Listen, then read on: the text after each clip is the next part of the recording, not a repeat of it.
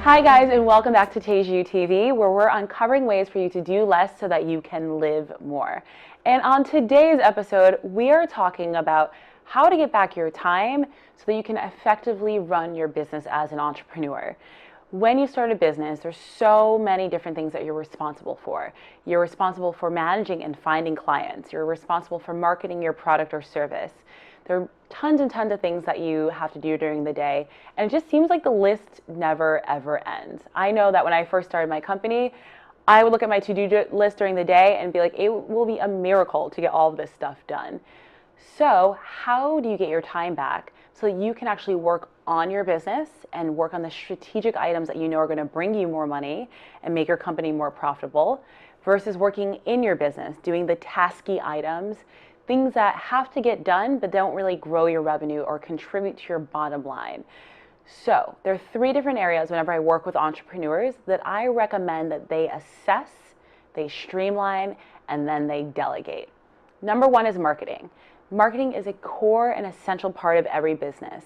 And when you first start out, of course, you've got to be a part of your marketing activities, communicating to others about the products, the services, the value of everything that you provide, getting your message out into the marketplace. But as you continue to grow, it's super important that you have someone helping you with some core marketing activities, the essentials. So I always outsource or look for a marketing employee, someone that's multifaceted in social media, knows some of the online space, can help with some paid ads activities, at least to start off with, someone that can manage all of those different activities.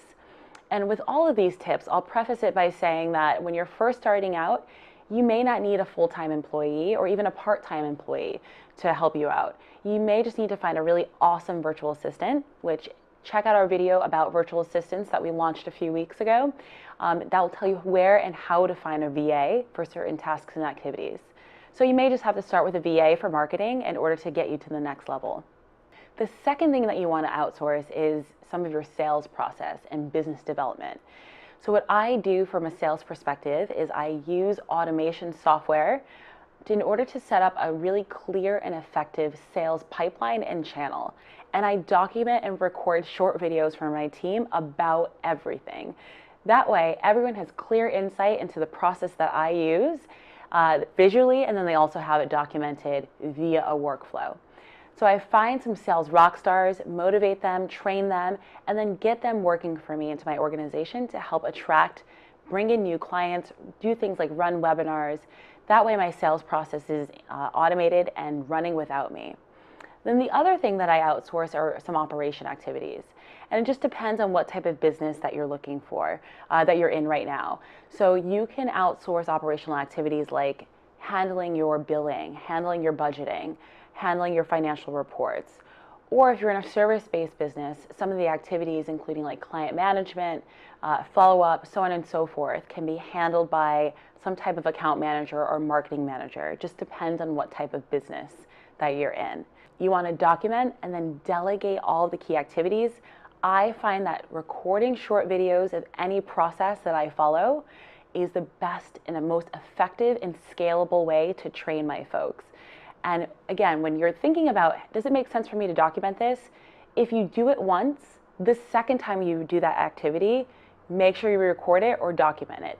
That way you can hand it off to someone else over time. Looking for someone in sales, marketing, or your operations, arming them with the tools, that's documentation and short videos, training them on processes and procedures, and then delegating those activities to them. I also set up dashboards for anyone that I bring on to my team. And I have those dashboards clearly articulate all the goals that we're working on as a company and which metrics they're accountable for.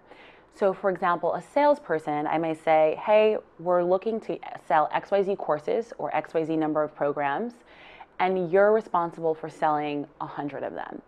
And I'll meet with that employee or that key person weekly and measure their results. So that way they're being held accountable, and we can quickly and communicate over the phone if there's any blocks to them achieving their goal. That's then my job in order to remove those blocks and to help them to succeed. So once you've got your process and everything documented, set up a dashboard, and I can even link to some examples of dashboards that I've created in the show notes, and have a weekly quick meeting to make sure that they're on track and they understand what's being expected of them. From there, you'll be freed up and able to actually work on growing your business instead of worrying about the day-to-day and fretting about whether things are getting done. That's all. Feel free to comment if you have any questions about scaling your business in this way, getting people involved. I'm here to answer and to help. Like this episode. Are you growing a business? Do you know someone that's growing a business?